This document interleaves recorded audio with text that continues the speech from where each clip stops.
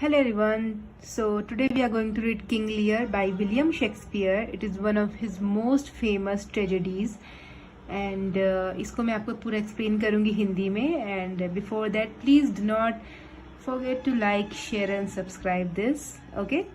तो King Lear एक tragedy है, दुखांत है एक, जो कि एक माइथोलॉजी पे बेस्ड है. Layer of Britain, layer of Britain जो है उन पर ये बेस्ड है किंग लियर.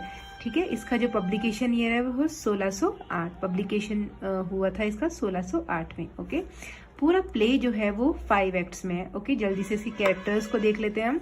ठीक है. कैरेक्टर्स में सबसे पहले कौन है? किंग लियर है, जो कि किंग है ब्रिटेन के. फिर earl of Gloucester. Okay. Earl of Kent, later disguised as Caius. Okay. Caius क्योंकि वो किसी एग्जाइल में चले गए थे कुछ समय के लिए, तो उन्होंने उस दौरान अपना नाम क्या रखा था? सेज. ओके. फूल भी है इसमें, फूल का काफी बड़ा रोल है, वो आप देखेंगे अभी. एडगर ग्लॉस्टर का फर्स्ट बॉर्न सन है. ओके. मतलब उनका लेजिटिमेट मैरिज से जो उनका बेटा जो हुआ है उसका नाम है एडगर.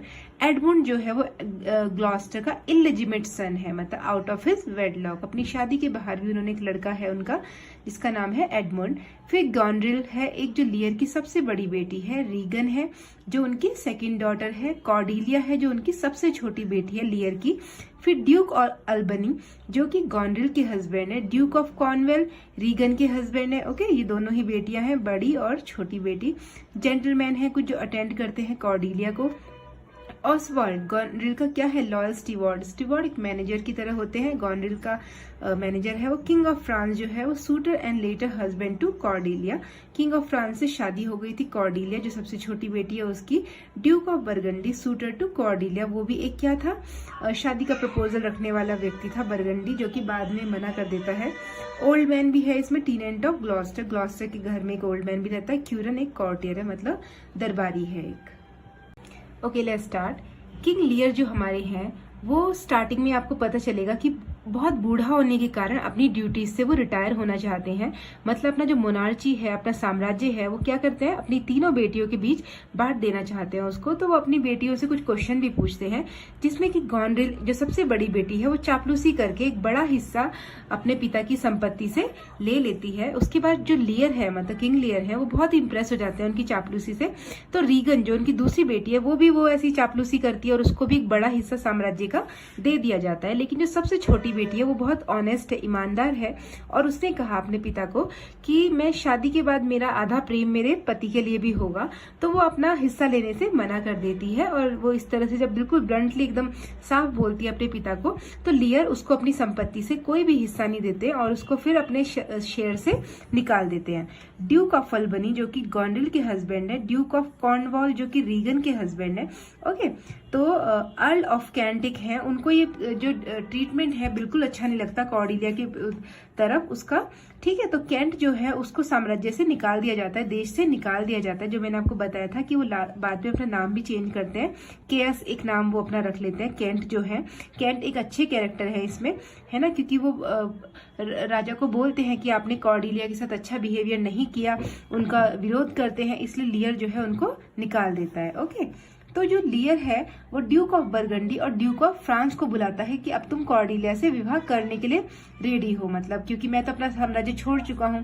तो ड्यूक ऑफ बरगंडी को अब उसमें कोई इंटरेस्ट नहीं है, क्योंकि उसके पास तो कोई संपत्ति का हिस्सा आया ही नहीं. मगर ड्यूक ऑफ फ्रांस जो है वो बहुत ही ईमानदारी से उसकी खुश हो जाते हैं कॉर्डिलिया के, and he marries her. Okay. उनकी शादी उससे हो जाती है. ड्यूक ऑफ फ्रांस कॉर्डिलिया से शादी कर लेते हैं. ओके.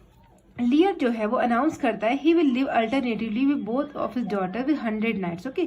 लियर जो है वो कहते हैं कि अब मैं बारी बारी से अपनी दोनों बेटियों के साथ रहूंगा और मेरे 100 योद्धा भी मेरी सेवा में रहेंगे, जिसका खान पान उन्हीं दोनों को करना है. बट देखो अभी क्या है, दोनों को साम्राज्य मिल गया है, तो दोनों ही अपने पिता की जो है जो उनकी देखभाल है वो करना नहीं चाहती, और वो उसको क्या बोलती है? Foolish old man. Okay.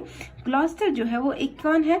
Gloster का एक बेटा है जो कि मैंने आपको बताया था वो इलेजिमेट है ना, वो वैधानिक रूप से उसका जन्म नहीं हुआ है, वो उसकी शादी से बाहर उसका जन्म हुआ है, एडमुंड का. तो एडमुंड आप देखेंगे लास्ट तक एक ऐसा व्यक्ति रहेगा जो बहुत ही अच्छा व्यक्ति नहीं है, अच्छा कैरेक्टर नहीं है. तो प्लॉट बनाता है, एक षड्यंत्र बनाता है किसके खिलाफ? एडगर के खिलाफ, जो कि उनका लेजिटिमेट सन है, मतलब उनकी शादी से ही पैदा हुआ है. वो एक फोर्ज लेटर एक करता है तैयार, जिसमें जिसमें कि एडगर जो है ये बताता है उसको कि एडगर जो है वो आपका राज्य हड़पना चाहता है। ओके, इस तरह से वो प्लानिंग करता है। Kent leads Lear, earl of Kent जो है वो अभी एग्जाइल से वापस आ चुके हैं। मैंने आपको बताया था कि किंग लियर ने उनको निकाल दिया था। क्यों? क्योंकि वो किसका पक्ष ले रहे थे? कॉर्डिलिया का पक्ष ले रहे थे। तो लियर ने अभी उनको अपना सर्वेंट बना लिया। किसको? अर्ल ऑफ कैंट को। ओके, अभी गॉन्डिल के हाउस में उन दोनों की किससे लड़ाई हो जाती है? ऑसवाल्ड से। ऑसवाल्ड कौन है? गॉन्डिल का बहुत ही वफादार मैनेजर है। तो गॉन्डिल अपने पिता की साइड नहीं लेती बल्कि किसकी साइड लेती है? ऑसवाल्ड की। ठीक है, तो अभी क्या होता है? लियर कहते हैं कि चलो मैं रीगन के घर जाके रहूंगा, क्योंकि गॉन्डिल ने तो उनके साथ बिल्कुल अच्छा बिहेव नहीं किया। ओके, तो वो क्या करते हैं?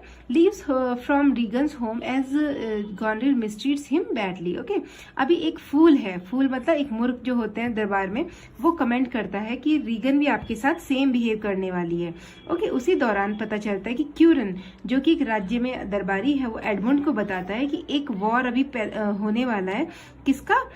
अल्बनी और कॉर्नवॉल के बीच में। ओके, अल्बनी कौन है? गॉन्डिल का हस्बैंड। कॉर्नवॉल कौन है? रीगन के हस्बैंड है।